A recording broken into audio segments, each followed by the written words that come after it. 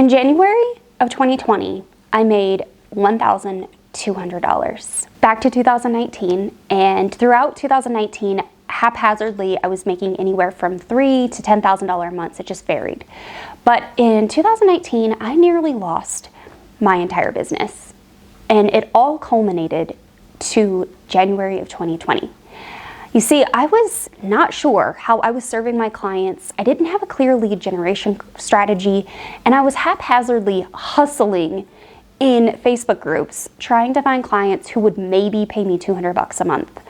Not enough money to live on, if I'm being honest. And I was in an absolute just depressive state. At this time, we were actually traveling full-time in our RV. All of 2019, we were traveling full-time. We got to Arizona on January 1st of 2020. We got here, and then within a couple of weeks, we started hearing rumors of COVID.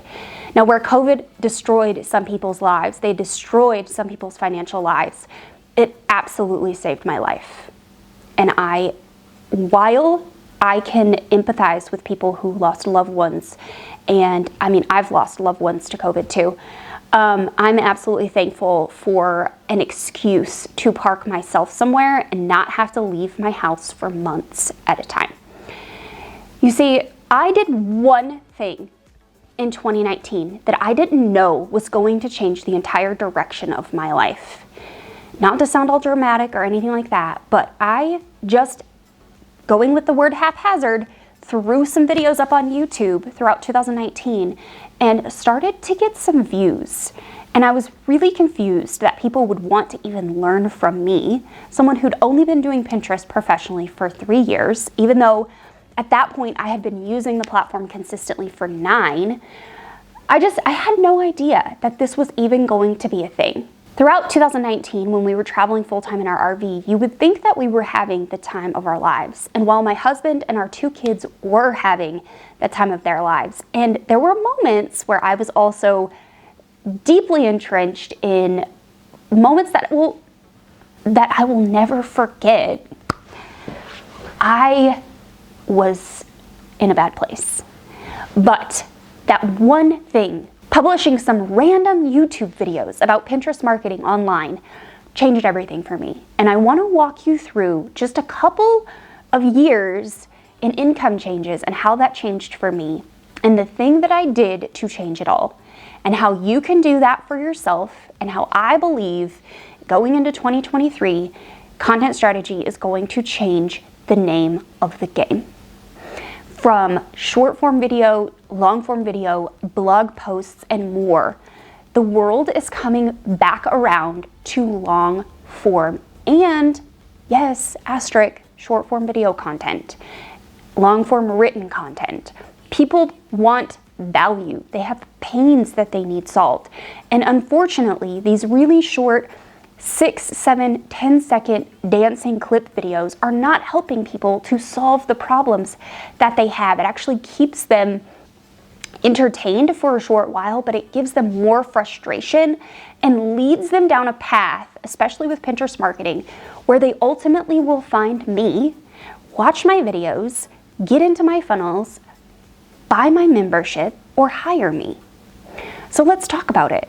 In January to December of 2020, my business made $46,800 and some odd dollars. 2020 is when I started consistently publishing on YouTube. By the end of 2021, so all of 2021, my business made $130,000 with a gross profit of $80-something thousand. I can't remember the exact numbers. In 2022, my business is going to end the year right around $300,000. The business has grown a lot this year. My expenses have also grown a lot, but I'm very happy with the overall turnout of the growth of the business. And with that being said, I want to talk to you about why I'm so passionate about content strategy and content marketing and going back to the basics and helping people solve problems through content, and how you can do this in your own business, whether you're a coach or a service provider watching this, you're like me, or whether you're like e-commerce and you're like my clients.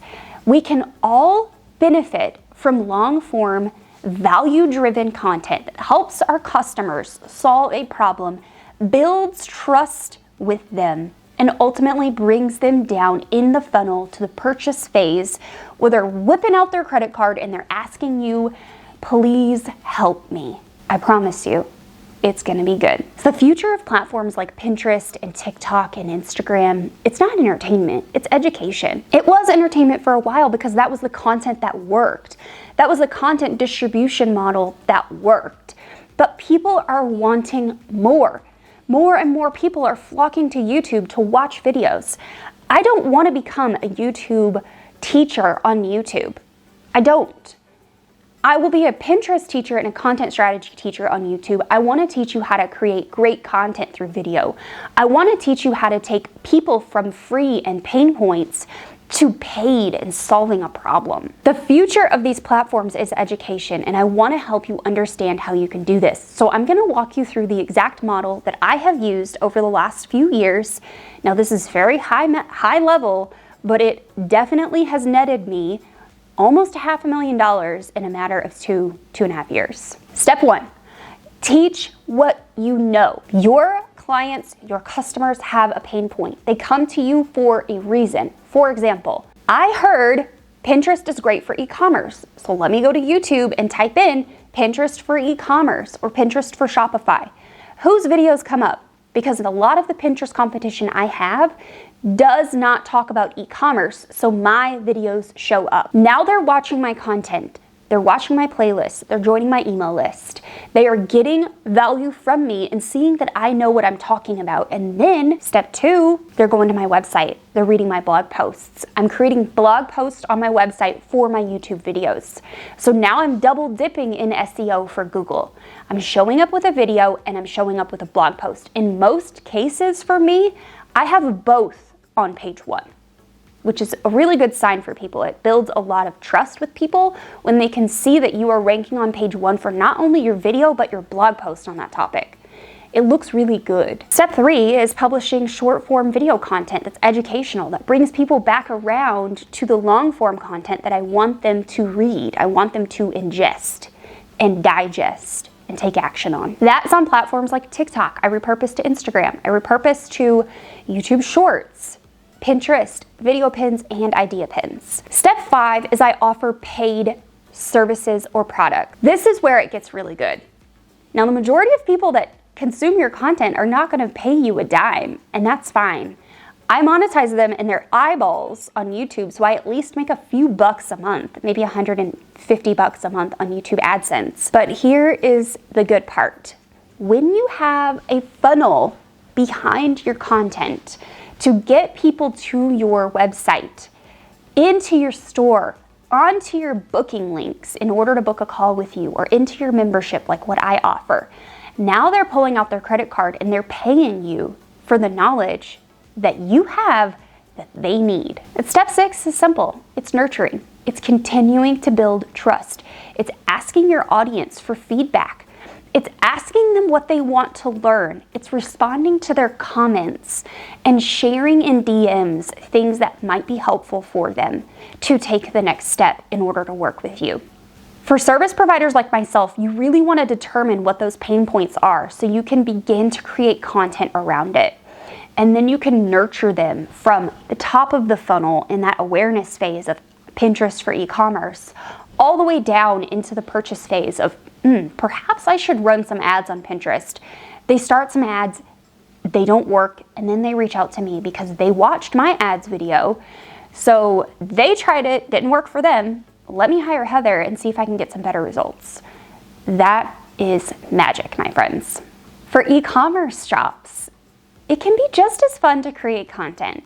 A little bit more challenging to think about it from the perspective of how, what do my audience care about, especially for dropshippers. Look, I'm not talking to you if you're a dropshipper because you are very, very hard to serve because ultimately it's really difficult for you to understand why your audience even wants that art in their house in the first place.